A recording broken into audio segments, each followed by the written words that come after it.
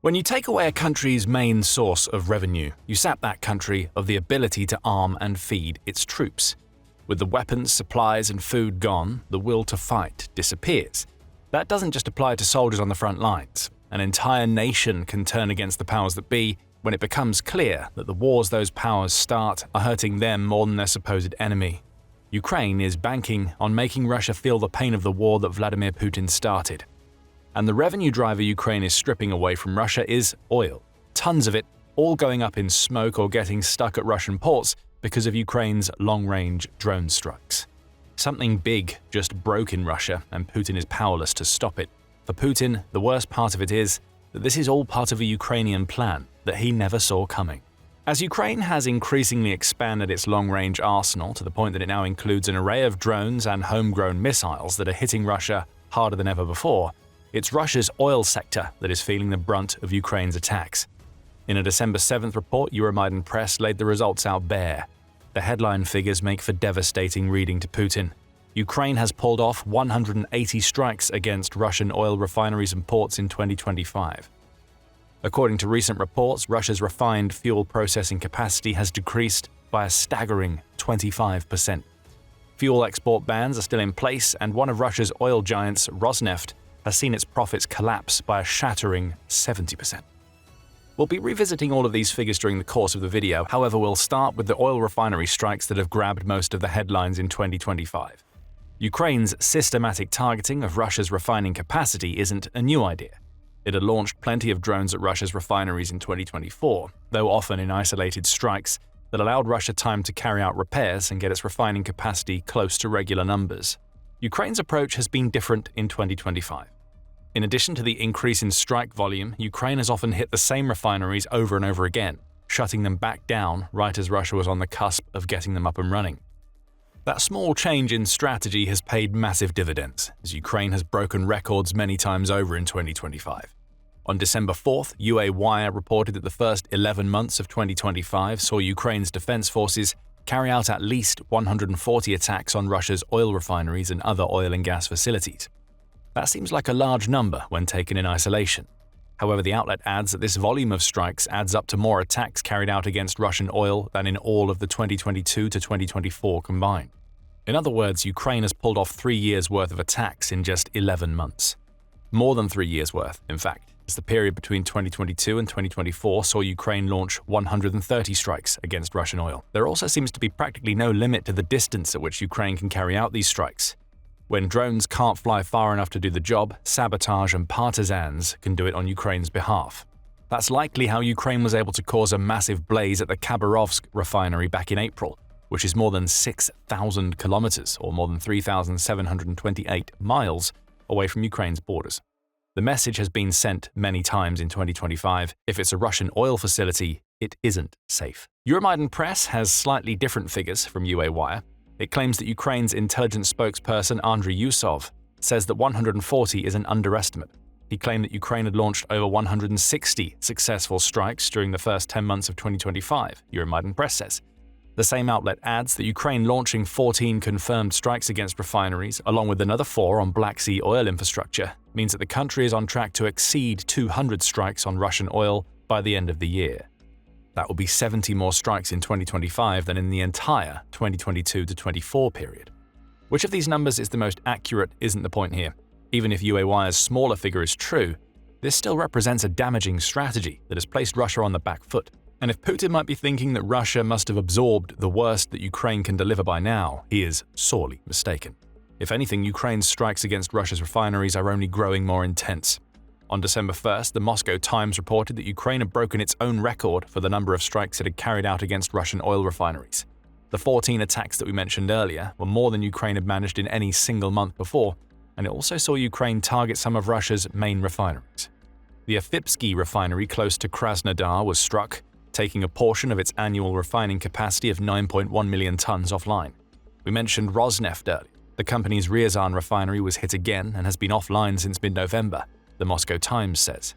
Ukraine has managed to disable the main refining unit at that particular plant, which accounts for half of Ryazan's 17.1 million ton refining capacity on its own. This is an important point to make. Ukraine isn't just hitting any refinery that it feels it can take a chance on hitting. These aren't opportunistic strikes. Ukraine is conducting well-researched and precise attacks against some of the largest refineries that Russia has to offer, exposing the complete lack of suitable air defenses at these facilities in the process. It's almost as though Putin doesn't realize how valuable these refineries are for pumping out gasoline, diesel, and other refined oil products that he needs to supply Russia's army, people, and its customers. Ukraine knows it too, as if to rub salt in the wounds. December 6th saw Ukraine launch yet another successful strike against the beleaguered Ryazan facility. The Kyiv Independent reported on this attack, noting that a direct hit and the fire that resulted had been recorded by Ukraine's general staff. However, the extent of the damage caused was still being assessed. Earlier, we touched on how it's not just refineries that Ukraine is hitting with its long-range weapons. Port infrastructure and oil depots are also targets, and Ukraine has been striking them too. 4 attacks on Black Sea infrastructure were recorded in November alone, Euromaidan Press says, and one of those strikes had a massive effect. On November 14th, Reuters reported that the Black Sea port of Novorossiysk had to temporarily suspend all of its oil exports. The port is responsible for shipping 2.2 million barrels of oil per day, which amounts to 2% of the world's supply, and Ukraine's goal with these strikes is simple. It hits refineries to stop Russia from making fuel, and it shuts down ports to prevent Russia from selling fuel, oil, gas, and anything else that Russia might be able to transport and make money from via sea. The Kyiv Post reported on comments made by a Russian strategist named Glenn Howard on December 7th. He said that Ukraine's attacks on Novorossiysk represent a first in naval warfare because of how Ukraine is carrying them out. Ukraine is hitting the Russian shadow fleet hard both directly and with these port attacks, and that means that Russia is being forced to make choices that it would much rather not have to make. Moscow has 2 choices: sit back and watch Ukraine attack its shadow fleet network, or come out of its protective harbors and provide an escort for the tankers, thereby putting the warships at risk of being attacked by USVs, or unmanned surface vessels, Howard said. If Ukraine sustains these kinds of port attacks as it has sustained its refinery attacks, Russia has a serious problem to deal with. Shadow fleet operations could be shut down for some of Russia's key ports. Losing Novorossiysk in particular would hurt, as it would mean that Russia has no real revenue out of the Black Sea anymore. There's also the money involved in Ukraine taking out Russian shadow fleet ships to consider. When Russia is losing $14 million vessels to $200,000 drones, it's taking money out of Putin's war chest in more ways than one. As with the refinery strikes, Ukraine has cottoned on to how hitting hard and often causes a great deal of pain to Russia. On December 7th, United 24 media reported that Ukraine had carried out a successful strike against a Russian oil depot in the Oryol region, destroying at least 2 fuel storage tanks in the process. Satellite images confirm that those tanks have been burned to the ground, United 24 media says, and it seems likely that the strike caused Russia to lose a substantial amount of fuel that it had stored at the facility. Again, remember that strikes like these are happening as Ukraine continues to hit refineries. Stored fuel that gets destroyed isn't so easy to replace by refineries that are either offline entirely or only partially operating. Little by little, Ukraine is shattering Russia's entire oil network. And there have been several outcomes of this approach, none of which are good for an authoritarian leader who is trying to convince his people that everything is business as usual inside Russia. There are shortages for a start. Euromaidan Press provides a good roundup stating, "The cumulative effect is massive. Russia now faces a 20% domestic fuel shortage and has banned gasoline exports through the year-end. Daily refinery capacity has fallen to roughly 5 million barrels, expected to drop further as new damage accumulates." The mention of banned exports is supported by the Moscow Times. Back in September, that outlet reported that Russia has extended a ban on gasoline exports, in addition to restricting diesel sales to international buyers. Those bans will last until the end of 2025, and you have to imagine that Russia will continue extending them further, given that Ukraine's assaults on refineries and other oil infrastructure have increased. If what Ukraine did in 2025 was enough to force such bans, more and harder strikes in 2026 will force Russia into maintaining the bans. On the domestic shortage front, there are plenty of reports covering how many issues Russia's people have had with getting their hands on gasoline over the last few months. In October, the Kyiv Independent noted that 4 Russian regions, including Crimea, Chelyabinsk, Tyumen, and Sverdlovsk, had gasoline restrictions in place, with some only allowing customers to buy 30 liters, or about 6.5 gallons each. Some gasoline stations ran out of fuel entirely, the outlet says, with others refusing to sell fuel in cans. It looks like you either topped up a vehicle as much as you can when you can only buy about 6 gallons, or you get nothing. There are some claims that Russia's fuel shortage, at least in many of its regions, had less to do with Ukraine's strikes and more to do with Russian tourism. At least that's according to the CASE research group, the findings of which the Moscow Times reported on December 3rd. CASE, which stands for the Center for Analysis and Strategies in Europe, commissioned a Russia-wide telephone survey in which it asked Russians if they had encountered shortages at gasoline pumps at any time during the previous 3 months. The sample size was relatively small at just 1,600, and of those 1,600, only 1,158 drove vehicles, which is a tiny number when considering the overall size and population of Russia.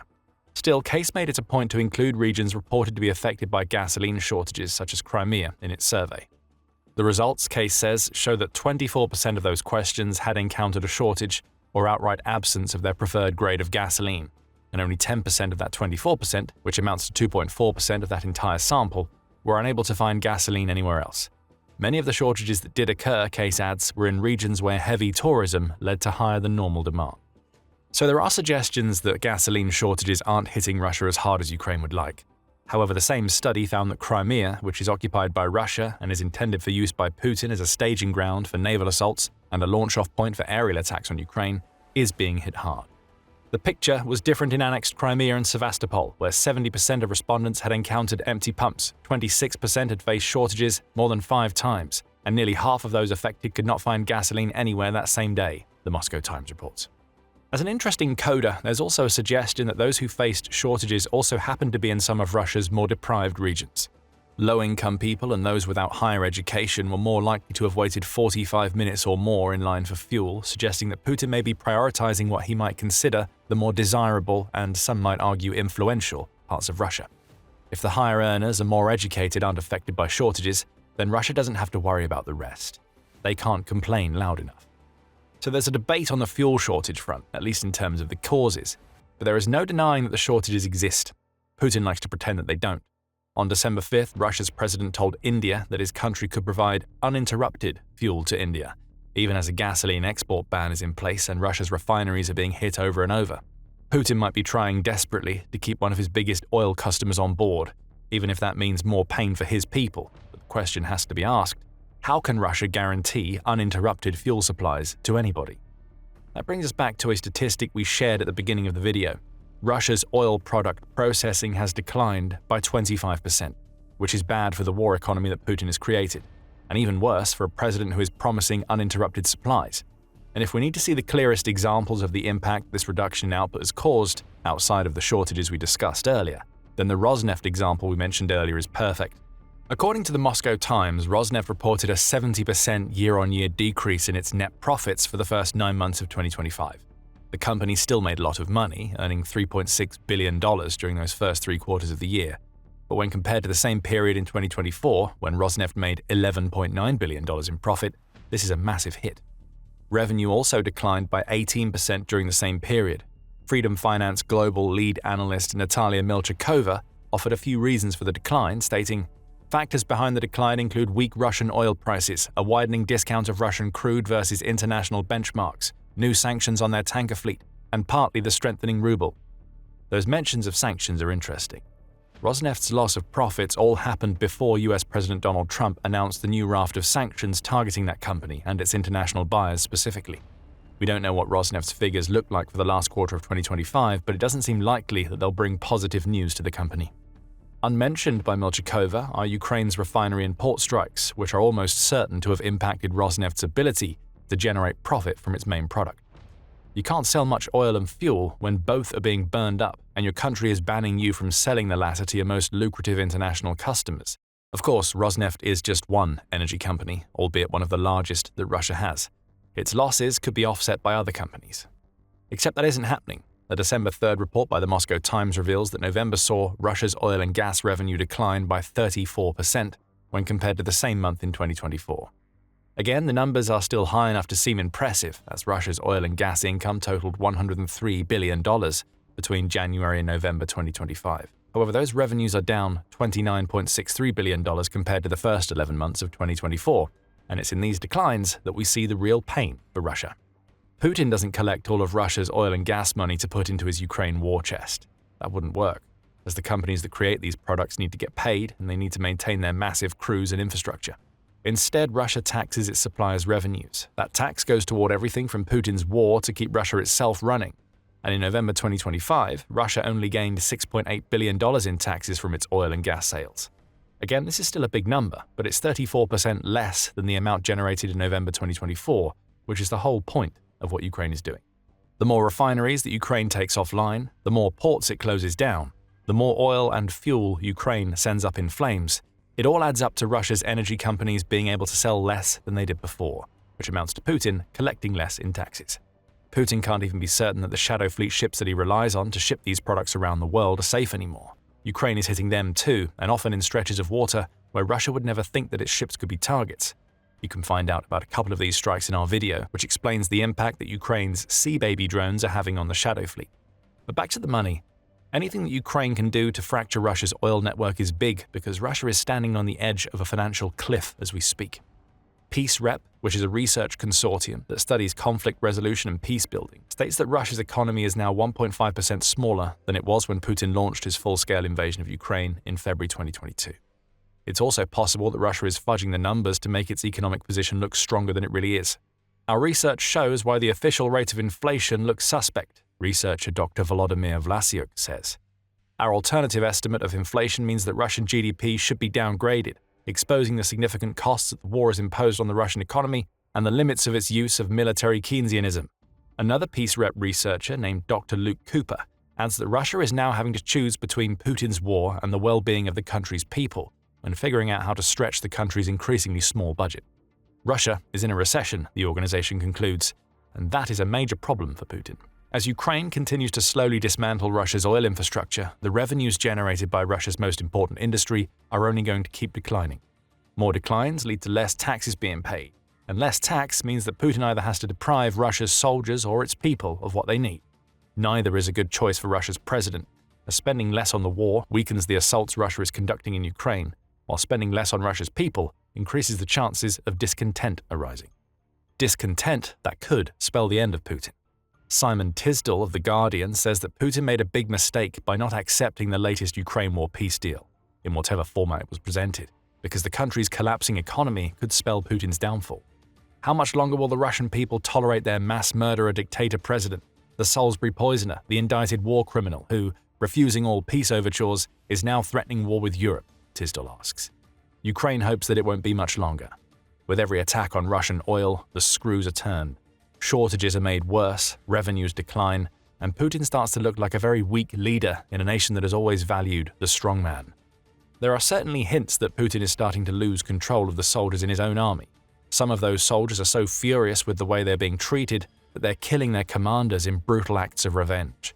Russia's army is collapsing just as badly as the country's economy, as you'll learn if you watch our video. And if you enjoyed this video, remember to subscribe to The Military Show for more coverage of the damage that Ukraine is doing to Russia. And thank you for watching.